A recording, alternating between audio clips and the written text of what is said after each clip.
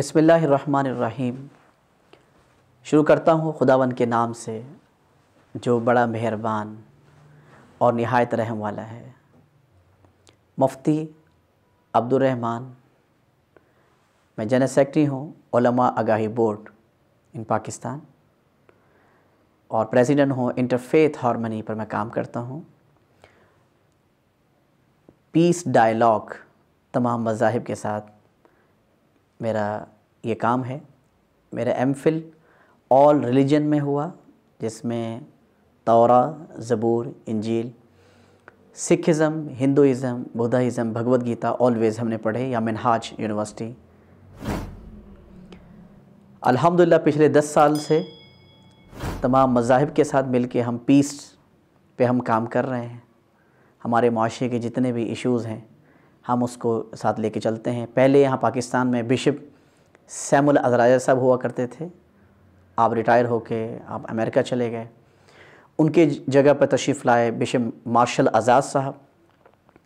Bishop Irfan جمیل صاحب۔ تو ہر حکومت میں ماشاءاللہ سے لوگ آتے ہیں اور پیس پہ کام کرتے ہیں۔ اس حکومت میں ہمارے یہاں پنجاب میں چیئرمین محمود غزنوی صاحب ہیں۔ یہ انٹرفیتھ ہارمنی اور پر کام کر رہے ہیں، اور اس کے علاوہ تمام ایشوز پر کہیں بھی کسی کا کوئی مسئلہ ہوتا ہے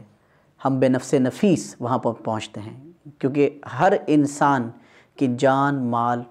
اور اس کی عبادت گاہ کا تحفظ کرنا یہ ہماری ذمہ داری ہے۔ اور اس کے علاوہ ہمارے یوحان آباد میں جتنی بھی ہماری مسیحی کمیونٹی کے ہیں، ہم ایک ساتھ مل کے ہر سال آپ صلی اللہ علیہ وسلم کی ولادت باسعادت اور حضرت یسوع مسیح علیہ السلام کی ولادت باسعادت پر ایک ساتھ مل کے 2 کیک کاٹتے ہیں اور محبت کا پیغام پھیلاتے ہیں۔ ہمارے پاسٹر پیٹر صاحب،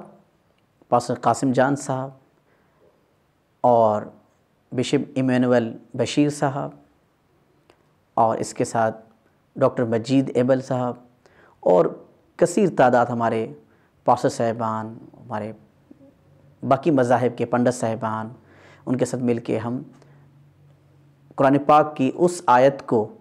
ساتھ لے کے چل رہے ہیں، قُلْ يَا أَهْلَ الْكِتَابِ، کہ آپ سرکار آپ فرما دیجئے اے اہل کتاب، تعالوا إِلَى كَلِمَةٍ، آئیں ہم اس بات کی طرف، سَوَاءٍ بَيْنَنَا وَبَيْنَكُمْ، جس میں ہم اور آپ یکساں ہیں۔ اللہ نعبد الا اللہ، ہم ایک خداوند کی عبادت کرتے ہیں، ولا نشرک بہ شیئا، اور ہم شرک نہیں کرتے۔ میں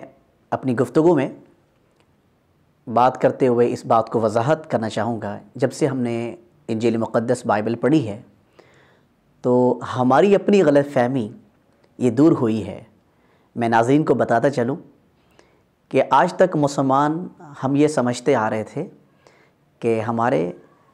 جو اہل کتاب، ہمارے مسیحی بہن بھائی، یہ خداوند کو، اللہ تعالیٰ کو خداوند مانتے ہیں، حضرت یسوع مسیح علیہ السلام کا جسمانی بیٹا مانتے ہیں۔ لیکن جب ہم نے انجیل مقدس پڑھی تو ہمیں اس میں سے پتہ چلا کہ نہیں، وہ تو ان کو عزت کے اعتبار سے ان کو پکارا جاتا ہے، جیسے کہ پہلے زمانے میں لوگ بادشاہ کو،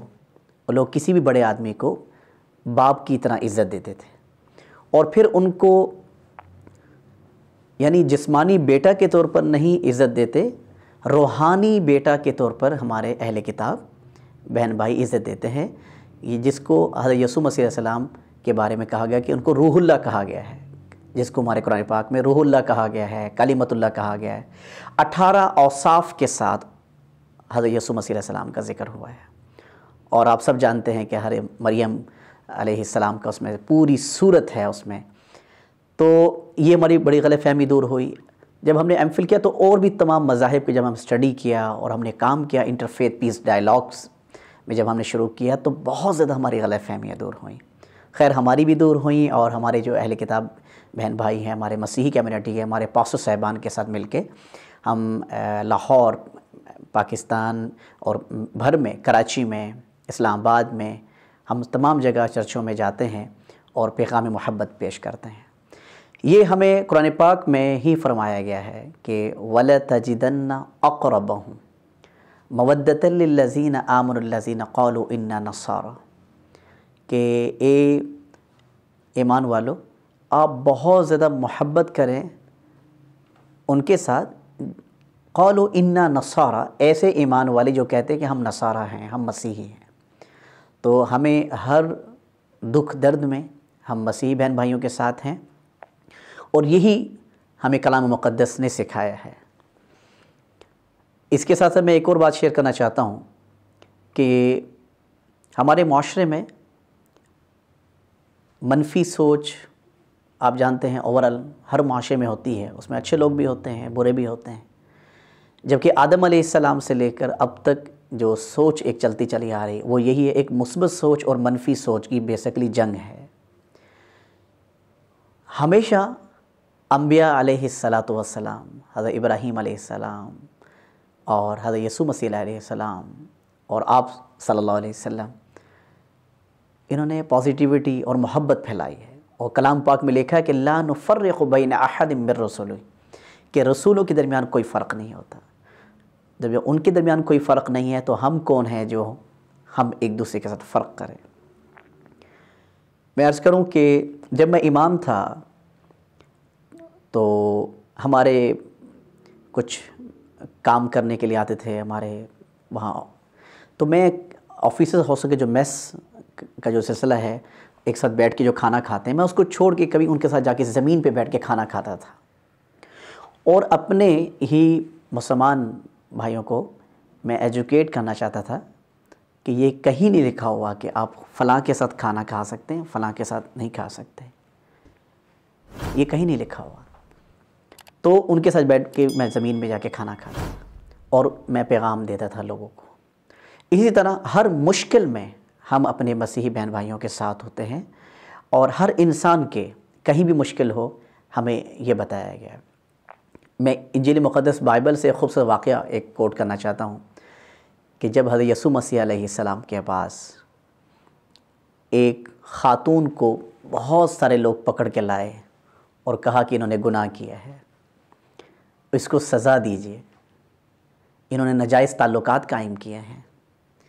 تو حضرت یسوع مسیح علیہ السلام جن پر ہمارا ایمان ہے، آپ فرماتے ہیں کہ ٹھیک ہے اس کو سزا دی جائے گی، لیکن اس کو وہ سزا دے گا جس نے خود کبھی گناہ نہ کیا ہو۔ حضرت یسوع علیہ السلام زمین پہ کچھ لکھ بھی رہے ہیں اور یہ بات بھی کر رہے ہیں۔ تو دیکھتے ہی دیکھتے ہیں کہ اتنے سارے جو لوگ ایک خاتون کو پکڑ کے لائے تھے، وہ خاتون اکیلی ہے اور آہستہ آہستہ سبھی لوگ چلے گئے۔ تو یقیناً جتنے بھی انبیاء علیہ السلام آتے ہیں وہ اصلاحی نظام لے کر آتے ہیں تاکہ لوگوں کی اصلاح ہو۔ ہمارے معاشرے میں کہیں بھی کسی کے ساتھ کچھ غلط ہوتا ہے تو اس کے ذمہ دار وہ معاشرہ ہوتا ہے، نہ کہ وہ مذہب ہوتا ہے۔ اسی طرح ہم یہ بھی سمجھتے ہیں کہ توہین رسالت ہوتی ہے، توہین قرآن ہوتا ہے، توہین بائبل ہوتی ہے، یہ مذہب نہیں سکھاتا، بلکہ میں قرآن پاک سے ایک آیت کوٹ کروں۔ قرآن پاک میں بڑا خوبصورت ایک اصول دیا گیا کہ آپ کسی کے جھوٹا بھی کوئی خدا اگر ہے اس کو بھی برا نہ کہیں، یہ نہ ہو کہ آپ کے سچے خداوند کو برا کہہ دیں۔ یہ ہمیں منع کیا گیا ہے ہر انسان کے لیے، اور ہر مذہب میں کسی کی بھی توہین میں منع کیا گیا ہے۔ یہی انجیل مقدس بائبل میں بھی اور قرآن پاک میں بھی، یہ سب جگہ، لیکن لوگ مذہب کی آڑ میں لے کے ایک دوسرے کو توہین کرتے ہیں۔ اگر کوئی قرآن پاک کی توہین کرتا ہے تو حقیقت میں وہ یسوع مسیح علیہ السلام کی توہین کر رہا ہے۔ ان کا 28 مرتبہ حضرت یسوع مسیح علیہ السلام کا نام آیا ہے اور جناب مریم علیہ السلام کا نام آیا ہے۔ اسی طرح اگر کوئی ایتھیسٹ ہے تو وہ جو ہے توہین کرتا ہے آپ صلی اللہ علیہ وسلم کی، یا حضرت یسوع مسیح علیہ السلام کی، یا حضرت ابراہیم علیہ السلام کی، تو وہ حقیقت میں انسانیت کی توہین کر رہا ہے، کیونکہ یہ جتنے بھی انبیاء علیہ السلام تشریف لاتے ہیں وہ محسن انسانیت ہوتے ہیں۔ مذہب تو جوڑتا ہے، مذہب تو محبت قائم کرتا ہے، مذہب کبھی نہیں کہتا۔ لہٰذا کوئی بھی انسان بائبل کی توہین کرتا ہے، قرآن پاک کی کرتا ہے، ہم اس کو مذہب کے ساتھ نہیں جوڑیں گے کہ مذہب ایسی تعلیم دیتا ہے، بلکہ مذہب تو محبت کا نام دیتا ہے۔ نجران سے جب قل هو اللہ احد نازل ہوئی تو نجران سے ایک ڈیلیگیشن آیا، پاسٹر صاحبان اس میں موجود تھے، اور ایک روایت میں آیا کہ آپ نے 3 دن ان کا کھانا کیا، ایک روایت میں 1 ماہ ٹھہرے، اور آپ نے خود ان کی ضیافت کی۔ اسی طرح یہ جو فرانس میں یہ جو سانیہ ہوا، جس نے بھی توہین کی، اس کا تعلق مذہب کے ساتھ نہیں ہے۔ میں مسلمانوں سے بھی یہ بات کہوں گا کہ جس نے توہین کی ہے، یقیناً مسیحیت، حضرت یسوع مسیح علیہ السلام اس کی تعلیم نہیں دیتے، نہ ہی بائبل میں اس طرح کی تعلیم ہے کہ آپ کسی کی توہین کریں۔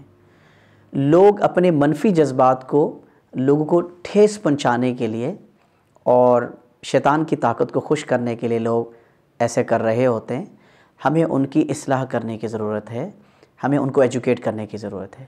بہت سال پہلے ایسا ہوا کہ جب ڈنمارک میں جب توہین کی گئی قرآن پاک میں، تو پوپ صاحب اور ساری دنیا کے جو اسکالرس اکٹھے ہوئے، تو ہمارے بادشاہی مسجد کے خطیب صاحب بھی اس میں موجود تھے،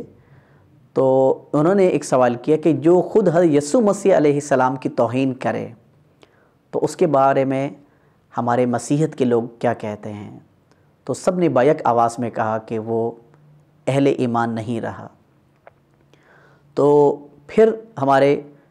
بادشاہی مسجد کے خطیب صاحب نے کہا کہ جو قرآن پاک کی جو توہین کی گئی ہے، یہ تو سیم ایسا ہی ہے کہ جیسے حضرت یسوع مسیح علیہ السلام کا، اس میں 28 مرتبہ حضرت یسوع مسیح علیہ السلام کا ذکر ہے، حضرت مریم علیہ السلام کا ذکر ہے۔ ہماری تو نماز نامکمل ہے جب تک ہم آل ابراہیم وعلی آل ابراہیم ہم درود السلام نہ پڑھیں ہم اہل کتاب پر، ہماری نماز نامکمل ہے، ہمارا درود نامکمل ہے۔ اسی طرح جب بھی کوئی قرآن پاک کی توہین کرتا ہے یا حضرت آپ صلی اللہ علیہ وسلم کی توہین کرتا ہے، ہمیں تو پتہ ہی نہیں تھا کہ حضرت یسوع مسیح علیہ السلام کون ہیں، لیکن ہمیں آپ صلی اللہ علیہ وسلم نے بتایا کہ وہ خدا کے روح اللہ اور کلیمت اللہ پیغمبر تھے، اور حضرت یسوع مسیح علیہ السلام کے بارے میں تفصیل سے قرآن پاک میں بے شمار جگہ پر ذکر خیر آیا ہے۔ تو ہمیں آپ صلی اللہ علیہ وسلم نے بتایا، تو نعوذ باللہ اگر ہم ان کی توہین کرتے ہیں تو حقیقت میں حضرت یسوع مسیح علیہ السلام کی توہین کر رہے ہیں۔ تو ہمیں غور کرنا چاہیے، کیونکہ اہل دانش اور اہل فکر ہی اور اہل عقل ہی غور کیا کرتے ہیں۔ یہ کلام مقدس میں اس کا ذکر آیا ہے۔ ہم اس کے ساتھ ساتھ یہ بات بھی کرنا ضروری سمجھتے ہیں کہ ہمارے معاشرے میں لوگ شادیاں کرتے ہیں، نکاح کرتے ہیں، اور یہ بات کہی جاتی ہے کہ جی آپ اہل کتاب کے ساتھ ان کے ساتھ نکاح نہیں کر سکتے۔ بالکل شادیاں کر سکتے ہیں، اس میں جائز ہے، اور اپنے مذہب پر قائم رہتے ہوئے ہم نکاح کر سکتے ہیں، اس میں کہیں بھی اس طرح کی ممانعت نہیں ہے۔ بلکہ یہ کہا گیا ہے کہ آپ اپنی لائف پارٹنر کے بارے میں اگر وہ کسی مذہب سے ہے، اس کو آپ منع نہیں کر سکتے کہ وہ اپنی عبادت گاہ میں جائے، اور بلکہ اور نہ ہی اس کو ہم فورس کر سکتے ہیں کہ جی آپ مسلمان ہو جائیں۔ اگر کسی نے کسی کو زبردستی کیا یا اصرار کیا اور وہ مسلمان ہو گیا، حقیقت میں دل سے نہیں ہوا، تو وہ مسلمان نہیں ہوا، خدا کے ہاں نہیں ہے۔ مجھے خوبصورت بات یاد آ رہی ہے کہ ہمارے ہاں بادشاہی مسجد میں 40 پاسٹر صاحبان تشریف لائے، اور ہمارے مفتی صاحب نے ایک بہت ہی خوبصورت بات کہی کہ قرآن پاک میں کوئی نئی چیزیں نہیں لکھی ہوئی ہیں، اس میں وہی باتیں ہیں جو تورات، زبور، انجیل میں ہیں۔ یہ اسی سلسلے کی تکمیل ہے قرآن پاک۔ اور اسی طرح اسلام کو نیا دین نہیں ہے، یہ وہی ہے جو آدم علیہ السلام سے چلتا چلا آ رہا ہے، سلامتی کا دین ہے، محبت کا دین، یہ اسی سلسلے کی تکمیل ہے۔ تو پاسو صاحبان جو تشریف لائے ہوئے تھے وہ اتنا خوش ہوئے، انہوں نے کہا کہ اچھا یہ آخری کتاب میں وہی باتیں ہیں، تو پلیز ہم سب کو اس کا ہدیہ دیا جائے۔ تو پھر سب کو گفٹ جو ہے وہ پیش کیا گیا۔ تو یہ بات ہے کہ ہمیں ایک دوسرے کی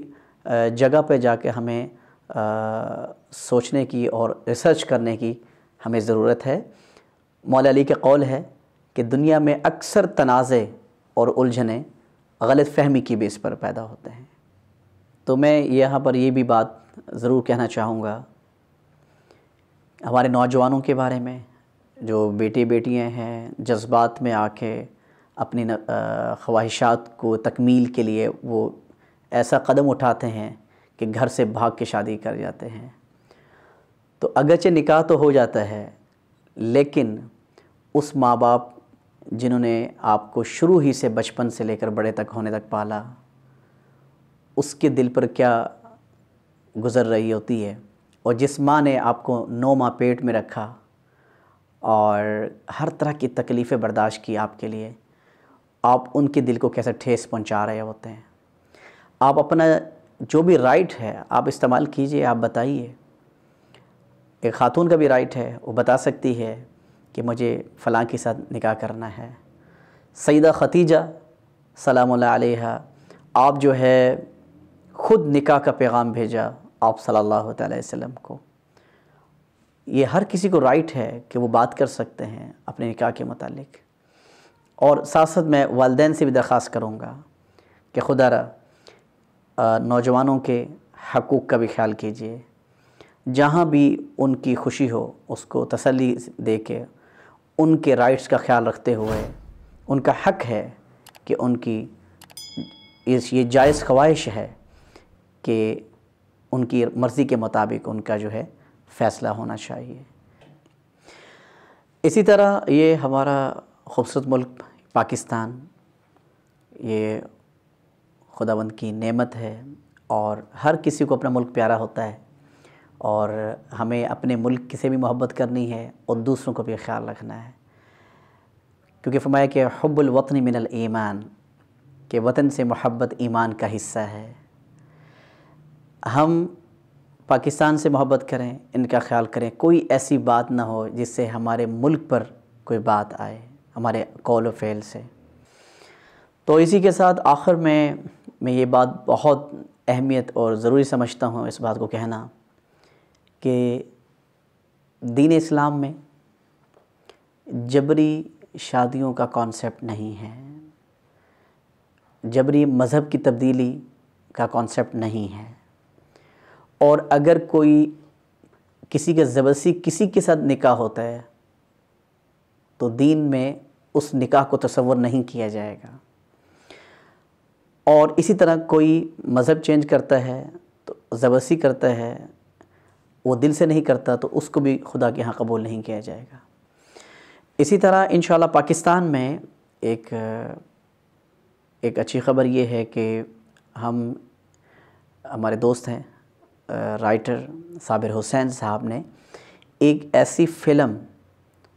انہوں نے لکھی ہے، خود ہمارے معاشرے کے مختلف علاقوں میں جا کر انہوں نے آبزرو کیا کہ ایک انٹرفیتھ ہارمنی پیس ڈائلاگ پر ایک پریکٹیکل، ایک جب تک فلم یا کسی ڈرامہ کی صورت میں جب تک یہ سامنے نہیں آئے گی، اور ان کو ایجوکیٹ کرنے کے اعتبار سے بھی اس میں کچھ اہم چیزیں ہیں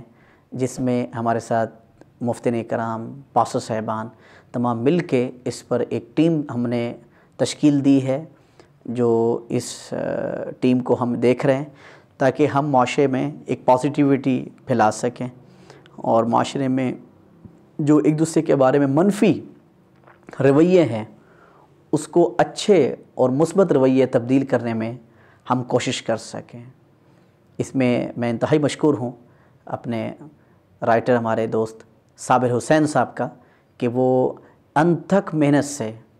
پاکستان میں امن اور محبت اور دین اسلام کی جو ایمان کے حوالے سے جو خوبصورتیاں ہیں، تمام مذاہب کے درمیان جو محبتیں ہیں، اس کو اجاگر کرنے میں انتہائی اعلیٰ کردار ادا کرنے کی کوشش کر رہے ہیں۔ عنقریب انشاءاللہ پاکستان میں اس فلم کے بارے میں سکرپٹ مکمل ہو چکا ہے اور اس پر کام جاری ہے، اور جب یہ سارے پاکستان کے سینماؤں میں جب اس کی نمائش ہوگی، جب یہ فلم تیار ہو کے جائے گی سب کے سامنے، تو یقیناً بہت زیادہ اس میں سامان ہے لوگوں کے ایجوکیٹ ہونے کا، لوگوں کے اس چیزوں کو سمجھنے کا۔ میں اسی کے ساتھ آپ سے اجازت چاہوں گا، مفتی عبد الرحمن کو اجازت دیجیے، اور اپنے دین کا، اپنے ملک کا، ساری انسانیت کا خیال کیجیے۔ پاکستان پائندہ باد۔